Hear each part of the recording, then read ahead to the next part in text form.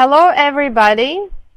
So today we are going to talk about one more open center. We have already talked about being open emotionally. We have already talked about having an open heart where the ego of the world impacts you, wanting you to be better and wanting to do more. We have talked about open spleen, which is survival, and it gives us a lot of fear about our survival if our spleen is open. We talked about open G, which gives us open directions and where we easily follow the directions of others if it's open. We have spoken about open Ajna, which is the place where you can be impacted by the ideas, thoughts, and opinions of others, and you can also easily take them as your own. Today we will talk about the center that is just on top of your chart, that is your head center.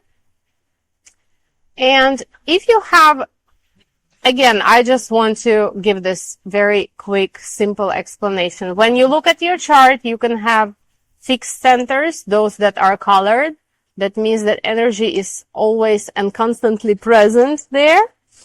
And you can have centers that are not colored, which means they are open. You don't have a fixed energy there at all the times.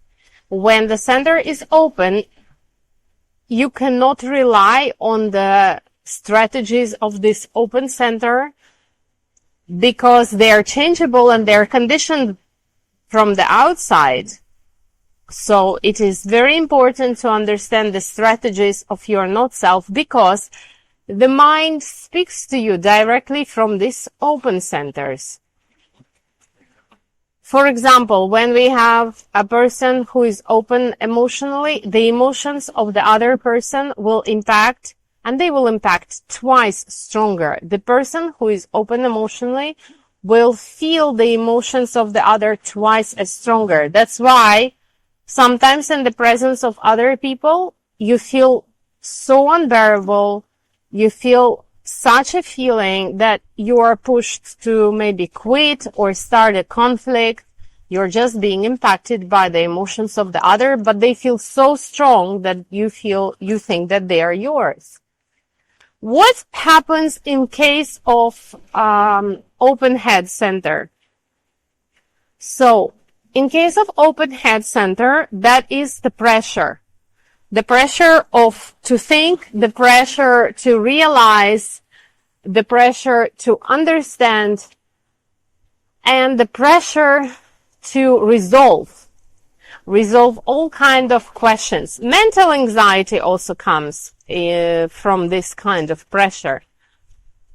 So, and it's very difficult to control it when the center is open because it's not your internal process.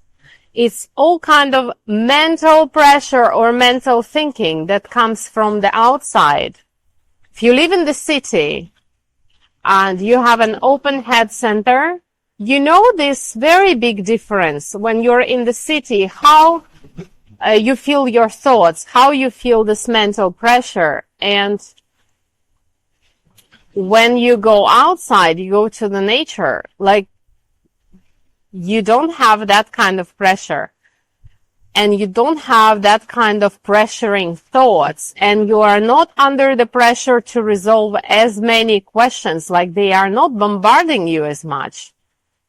So for those who have open centers, when you're not surrounded by people, when you're in more like calm, natural environments, you can feel actually yourself more than when you're surrounded with people, when you're in the apartment building, because you're definitely surrounded by energies of others, and these energies are impacting you. So open head center, pressure to think, pressure to resolve, pressure to answer questions. What kind of questions? For example, let's imagine you're at work. You're busy with something that is directly related to what you need and most probably want to do at this moment. And then somebody enters the room and asks you a question like, why there is starvation in Africa, like why there would be people starving. Please don't take me wrong. It might be an important question to resolve for humanity. But in this very moment, when you're busy with your task that you already have chosen to do, and your mind immediately jumps on any kind of topic, on any kind of question that was presented to you, be that the hunger in Africa, the forever problems of your dear beloved friend, the forever problems of the friend whom you have never seen. And suddenly your mind jumps on it and has such a grip, and you are resolving somebody else's problems. You're thinking on somebody else's questions.